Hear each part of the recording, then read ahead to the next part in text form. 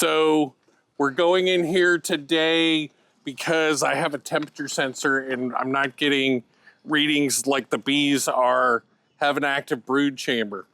So what we're gonna do is check the positioning of the sensor, and we're checking to see if there is brood and where it might be. Ready to take this next box off? Yeah. Now hold on, let's look in here and see what's going on as far as pull some of these frames.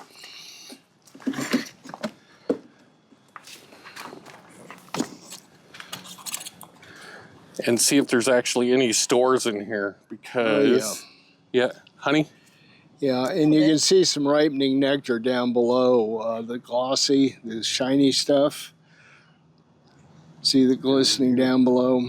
So That's a good sign? Yeah. yeah.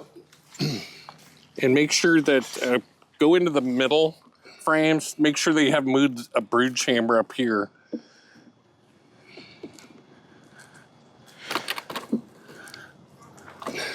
No, it's Just all honey. yep. Okay. Yeah, okay. Oops, excuse me. Take all these out. Yeah, just there's a What are Oh. those strips? So those are oxalic acid strips, and what that does is it holds the oxalic acid so that to fight the varroa mite. it's a slow release treatment. So are we having a problem with mites already? You always Continually. have yes. No problem with mites. Okay, I got it. Yeah. That led to about a 40+% loss of hives nationwide this year. The varroa mites and the three main viruses they carried took out a whole large mass of the commercial hive keepers here. We've got 1, 2, 3 seams of bees here. Okay. So if we're going to have any brood, it's going to be on one of these 2 frames here. So the brood. Oh.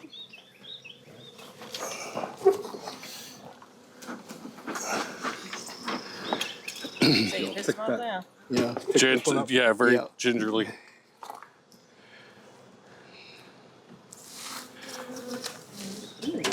Yeah, there's some. Okay, I got it, Richard. Yeah. You can see some cap brood here. Okay. So that means they are brood rearing. And there's a bunch here too. Oh, so that's a good sign. Yeah. And let's see if we have any drones left in here. If you see one, point them out. I don't see any drones, so which they should be pretty well gone by this time of the year. And what Bill is saying is that in the wintertime, the worker bees kick all the drone bees out because the Okay. drone bees don't actually do anything except breed the queen.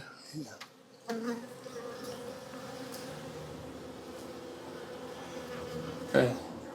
I'm also looking for any deformed wing virus or K-wing, which would be an indication of viral infection.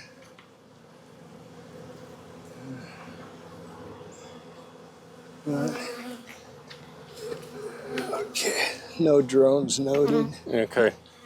So let's push them all back to the center. Looking good so far? Yep.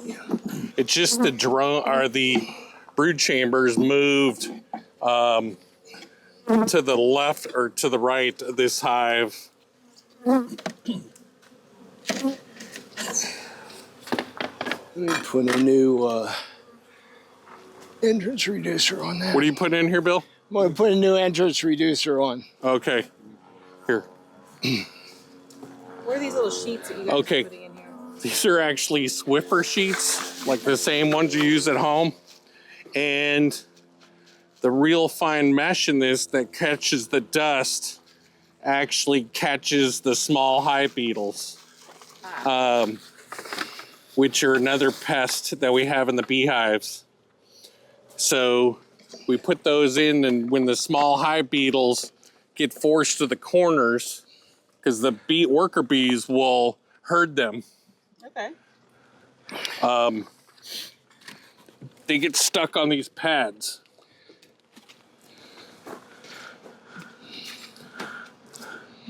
And I didn't see a lot of small hive beetle. No, there wasn't any on, there were very few on the claws, so, which is a good sign.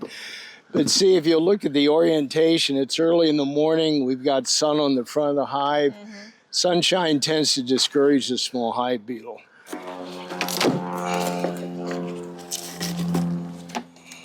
Now this is totally empty. What, the top box? Yeah, it seems like there's no bees. They're all down at the bottom. Right. Oh wait, that's full of honey. Ooh. See this? It's got lots of capped honey. So that's a good thing. Yes, yes. There's absolutely no bees up here though. Which is good. Yeah. Break any more of it? No. Just pull it up. And put some new, Yeah, sheets on there. Yeah. Yeah. we're expecting you to pick that up and. Yeah, sorry. Sorry, It's- get to work.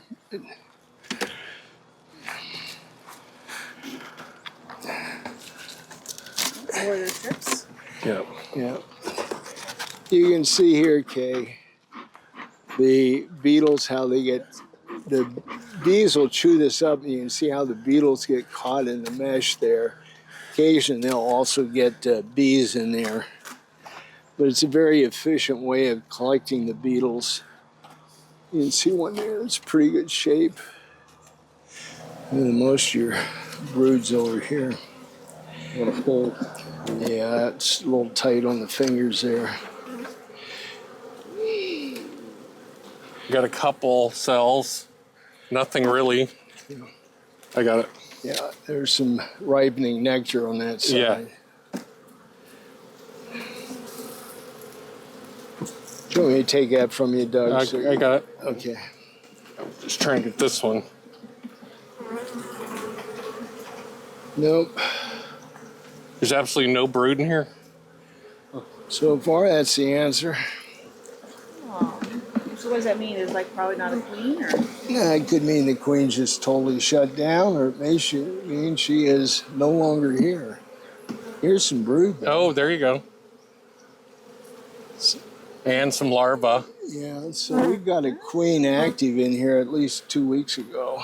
The white is the larva, Yeah. and then when they're capped, that's when they're. Yeah, that's at 10-ish is the capping, and then over here is ripening nectar. And the one thing I notice in here is we do not have a lot of pollen. So, But I just filmed the entrances the other day.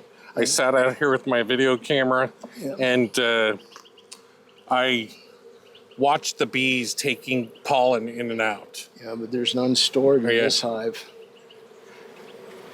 Can it be they're eating it or consuming it that fast? Yeah, we might want to put a pollen feeder out with some.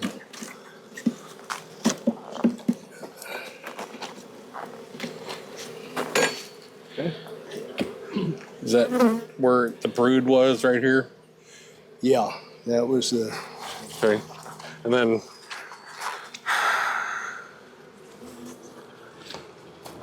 so if you notice, I put that little temperature sensor right above where the brood was.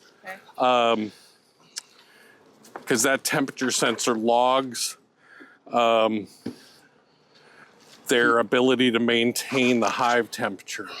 And that'll let us know if the brood's dropping off or picking up Okay. by their maintaining of the temperature.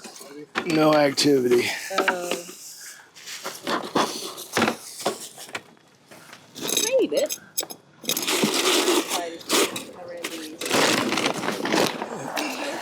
It's known as a buttload of bees. See, the other thing is I should really be on the side or the back of the hives, not in the front, because the bees I'm in their flight path when I'm changing these out. So that is a normal observation from where I've been. Is this full? Yes, we have smoke. I don't know. We haven't looked at that. You want to pull it in? I see a Yeah, beetle on the just side. pull Is it that over there. And... a beetle or is it just a roach? Okay, here, if you look at it, see all this little debris here? That's cappings off of the cells up above where there were probably brood being reared. Oh. So that's where they've chewed off the wax cappings. And where's our bucket? Because what, the brood died? Or? No, they moved up. So they moved the brood. Yeah. Got it. When she's busy, and if she's got too much honey down below, she'll move into empty cells up above. So you'll have like sometimes a 2-story brood chamber.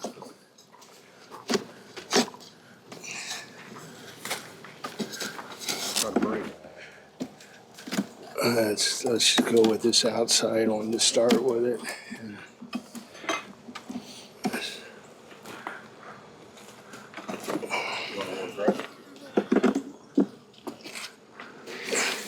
Whoa!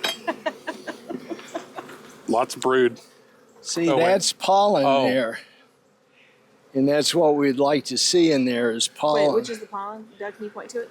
The pollen here. is right here. Okay. And the honey is ripening around. And this is sort of a classic frame where you'll have the honey around the outside.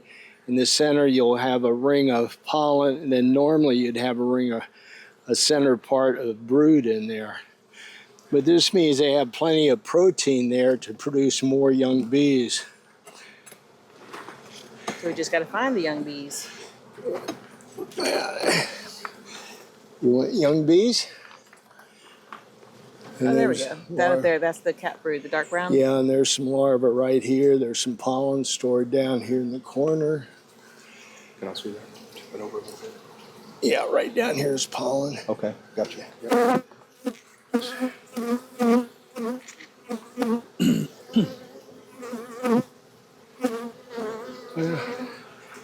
It's a live hive, which is good, but was sort of surprised when I took that entrance reducer out. Because there was no bee traffic. There's And- absolutely nothing. Right? They were waiting. Hey, come on. These guys are living the high life. They're waiting for perfect weather to. Oh, that's It's like, come on, guys. We got enough honey. We got enough pollen. We can wait to start work today until 10. Yeah. And today, 10 o'clock will mean it'll be about 70 degrees. So. Right. we have So basically, there's something wrong with the hive. They've just moved everything into the bottom. Yeah, when I pulled that entrance reducer, I would have expected a bunch of bees to come out. There's absolutely nothing, which when you see no reaction, then based on the other hives we've been in, there's been a reaction as soon as we've opened them up. So it's one of those you want to just go ahead and make sure you don't have it dead out. All right. So we are. I always wonder what this was hanging here. This is a pollen feeder. So inside, they just put it's like artificial pollen. Is that right? Well, it's a pollen substitute. It's a commercial nutrient. It's made with mainly brewer's yeast and soy flour and nutrients, vitamins. And then you can also buy it that has actual pollen in it. But they've done a lot of research now, and they're coming down better with a good mixture of the various amino acids that are required in there. So they're getting better and better on getting a good artificial diet. There's been 2 or 3 papers in the last year on it. The original study on bee nutrition was back in the 50s by a man by the name of DeGroot, and that's still the classical go-to study on bee nutrition. And we're doing this because it looked like some of the hives were a little low on pollen. Well, the one hive we saw honey in there and nectar being ripened, but we didn't see any pollen. So pollen is the protein that builds the larvae. So Okay. no protein, no larvae, no bees. Okay. So just making sure that they've got another source for the Yes, winter. Got yes, it. All right. Yes.